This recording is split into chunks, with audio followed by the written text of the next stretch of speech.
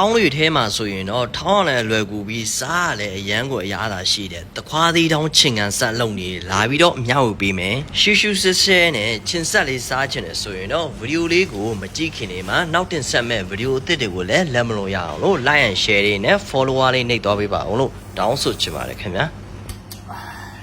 好来的。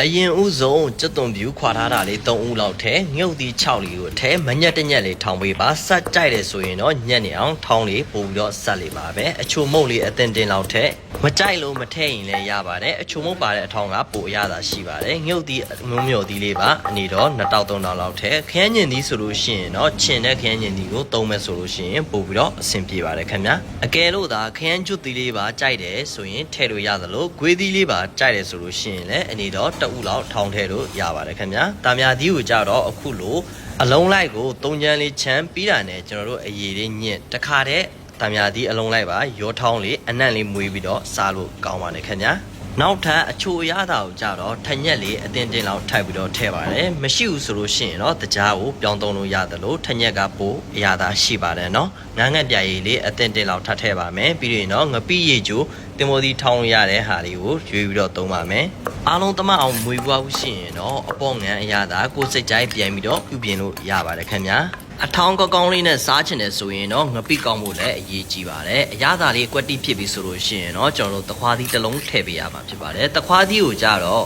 အေးလေးနဲ့ရေခဲလေးနဲ့စိတ်ထားရင်ပို့ပြီးတော့ကောင်းပါတယ်အခွန်လုံးဝမခွာဘဲနဲ့အခုလိုဓားလေးနဲ့ဟိုဘက်ဒီဘက်ပေါက်ပြီးတော့ရှိရင်တော့အပေါ်ကနေဖြည်းဖြည်းချင်းကိုလိချပေးပါအထောင်းထောင်းမယ်ဆိုလို့ရှိရင်တော့တခွားသီးကအဖက်ကြီးလေးကျွန်တော်ကတော့ပို့ပြီးတော့ကြိုက်လေးပါပဲအဖက်သေးလေးကြိုက်ရဆိုလို့ရှိရင်လည်းဓားလေးနဲ့နှုတ်စင်ပြီးတော့ထောင်းစားလဲရပါတယ်ခင်ဗျာ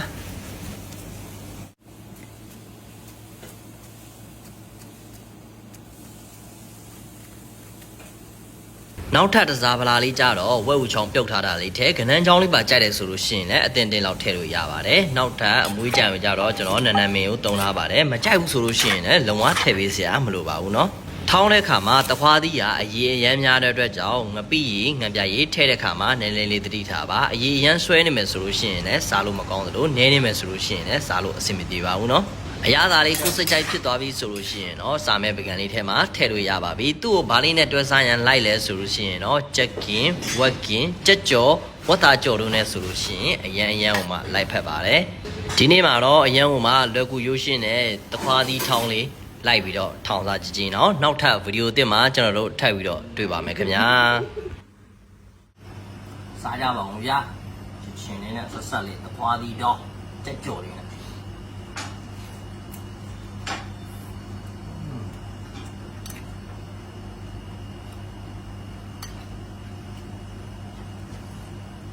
ပါတီတက်တက်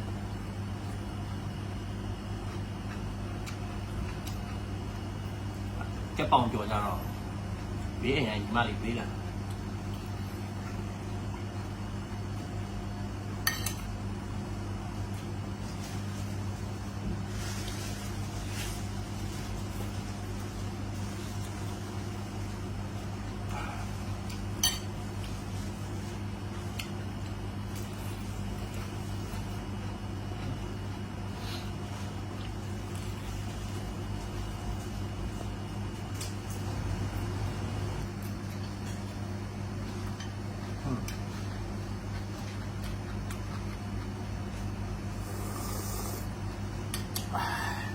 好来的。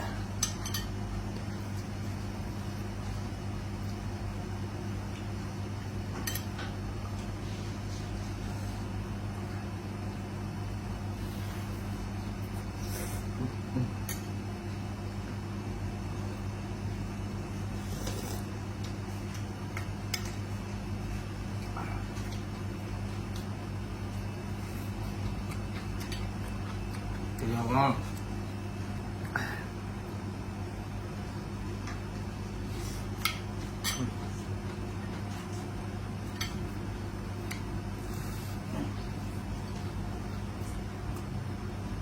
ရတယ်မိုက်